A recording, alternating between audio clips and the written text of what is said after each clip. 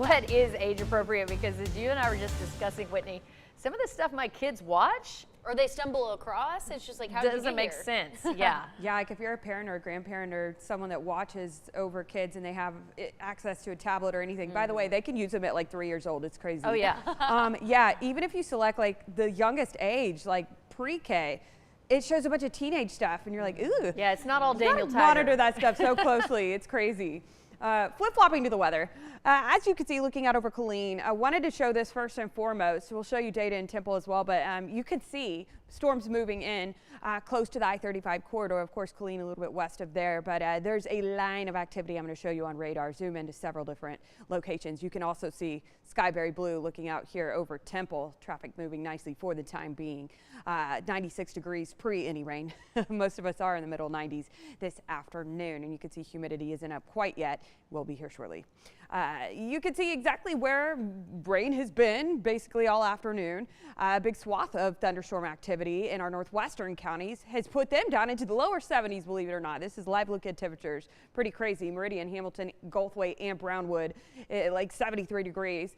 So I'm really hoping that happens for us here along the I-35 corridor here shortly, because I have plans after this outdoors, and it would be really nice if it was 80 degrees. 81 in Gatesville, just started raining there here recently, and you could see that wide swath of activity stretches all the way down to the hill country and all the way up to the south of DFW, including Hillsborough and Hill County, to the southeast to Stephenville, and that's basically where our viewing area starts. So none of this is severe, first and foremost, but we've had some gusts upwards of 40 miles an hour. So when that happens, you know, if you're looking off towards the west, it probably looks very, very dark right now, and is going to as the sun gets lower in the sky. It's going to look probably pretty dramatic. You're going to see lots of lightning. You can see it right here, especially that cell that is now entering McLennan County. So if you are in Waco, it's a non-severe storm, but of course you want to head indoors when there is lightning.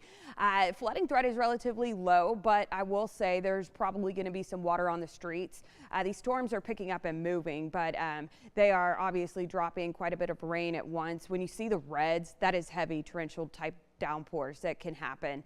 So it shouldn't last too long. It's going to be the next couple of hours that radar looks like this. In general, movement is from west to east. It was coming in a little more northwest, but right now looks more of an easterly track in general. You could see some new developments near Lampasas. Again, we just showed Colleen's camera looking a little bit west, and it does look dark if you look off from I-35 corridor pointing west. So temperatures are going to drop. It's going to pour for a little bit if one of these cells impacts you. You can see Valley Mills, if you're in Valley Mills and tuning in to your TV, for example, right now, like what in the world is going on outside? This moved in very quickly. McGregor as well as the Waco Metro. You will be impacted by this cell probably here in the next hour, hour and a half or so.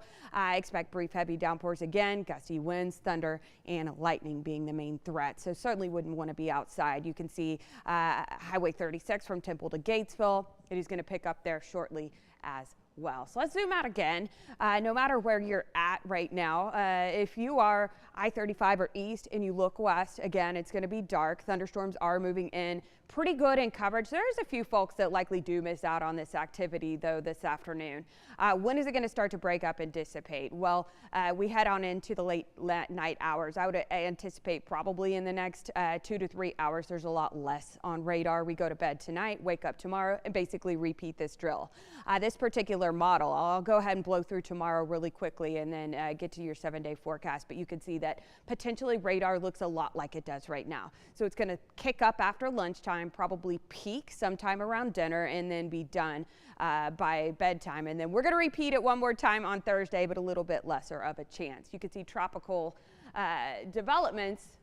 Nothing too crazy for our neck of the woods, but do want to quickly notate tropical storm Erin, now sustained 45-mile-an-hour winds, could get up to 115. It does look to curve away from the east coast, so we'll update you daily on that. Here's your 7-day forecast. Pretty interesting, I will say, for mid-August.